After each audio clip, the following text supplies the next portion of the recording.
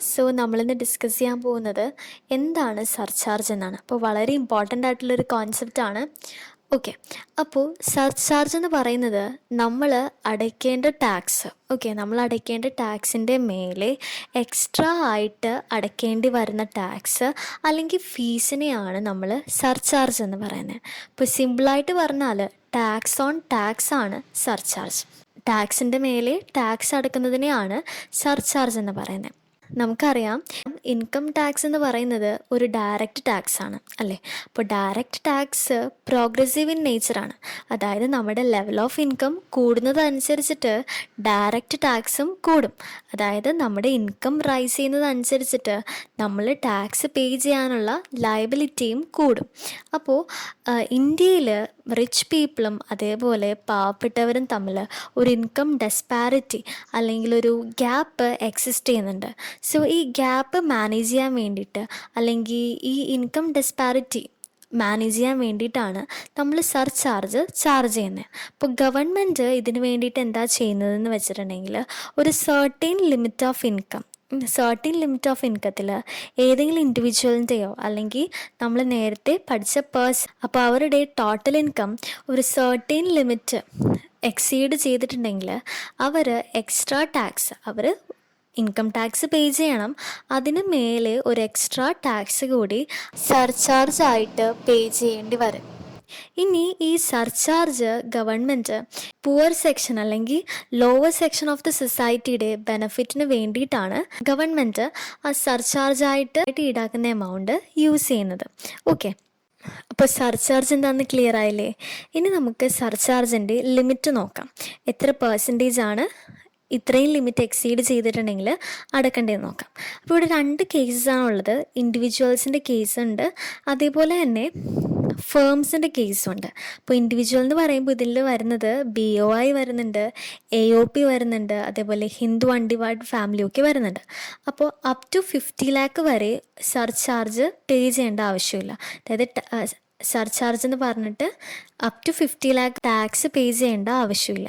ഇപ്പോൾ total income 50 lakh exceed ചെയ്തു, 50 lakh തൊട്ട് 1 crore വരെ ആണെങ്കിൽ 10% സർചാർജ് ആയിട്ട് കൊടുക്കണം. 1 crore തൊട്ട് 2 crore ആണെങ്കിൽ 15% കൊടുക്കണം. 2 crore തൊട്ട് 5 crore ആണെങ്കിൽ 25% ആണ് സർചാർജ് ആയിട്ട് ചാർജ് ചെയ്യുന്നത്. എബവ് 5 crore ആണെങ്കിൽ 37%. അപ്പോൾ ഓർത്തിരിക്കുക, up to 50 lakh surcharge pay ചെയ്യേണ്ട ആവശ്യമില്ല. അത് കഴിഞ്ഞിട്ടാണ് നമുക്ക് സർചാർജ് പേ ചെയ്യേണ്ടി വരുന്നത്. ഇനിയിപ്പോൾ ഫേംസിൻ്റെ കേസിലാണെങ്കിൽ 1 crore വരെ അവർക്ക് സർചാർജ് പേ ചെയ്യേണ്ട ആവശ്യമില്ല. 1 crore കൂടിയിട്ടുണ്ടെങ്കിൽ 12% സർചാർജായിട്ട് അവർ പേ ചെയ്യണം. ഓക്കെ, അപ്പോൾ ഇതാണ് സർചാർജ് എന്ന കോൺസെപ്റ്റ് ക്ലിയർ ആയെന്ന് വിശ്വസിക്കുന്നു. Next concept average rate of income tax ആണ്. അപ്പോൾ ഇത് ഡിഫൈൻ ചെയ്തിരിക്കുന്നത് income tax act section 2 subsection 10 average rate of income tax എന്ന് പറയുമ്പോൾ തന്നെ നമുക്ക് മനസ്സിലായി, നമ്മളിവിടെ ഇൻകം ടാക്സിൻ്റെ ആവറേജ് റേറ്റ് ആണ് കാൽക്കുലേറ്റ് ചെയ്യാൻ പോകുന്നത്. അപ്പോൾ ഇതിൻ്റെ ഫോർമുല എന്ന് പറയുന്നത് tax divided by total income into 100 ആണ്. അതായത് തന്നിരിക്കുന്ന ടാക്സും അതേപോലെ ടോട്ടൽ ഇൻകവും കൂടി ആദ്യം ഡിവൈഡ് ചെയ്യാം, എന്നിട്ട് കിട്ടുന്ന ആൻസറിനെ 100 വെച്ച് ഇൻറ്റു ചെയ്യാം. ഓക്കെ, അപ്പോൾ നമുക്ക് average rate of income tax കിട്ടും. ഇനി ഇതിൻ്റെ ഡെഫിനേഷൻ എഴുതാനായിട്ട് വളരെ സിമ്പിളാണ്. നമ്മൾ എന്ത് കാൽക്കുലേഷൻ ആണോ ആവറേജ് റേറ്റ് കണ്ടുപിടിക്കാനായിട്ട് ചെയ്യുന്നത് അത് തന്നെ വേർഡ്സിൽ എഴുതുന്നതാണ് ഇതിൻ്റെ ഡെഫിനേഷൻ. അതായത് rate of tax arrived at by dividing the tax by the total income. So average rate of income tax എങ്ങനെ കാണും? ആദ്യം ടാക്സും ടോട്ടൽ ഇൻകവും തമ്മിൽ ഡിവൈഡ് ചെയ്യാം, എന്നിട്ട് കിട്ടുന്ന ആൻസറിനെ 100 ആയിട്ട് മൾട്ടിപ്ലൈ ചെയ്യാം.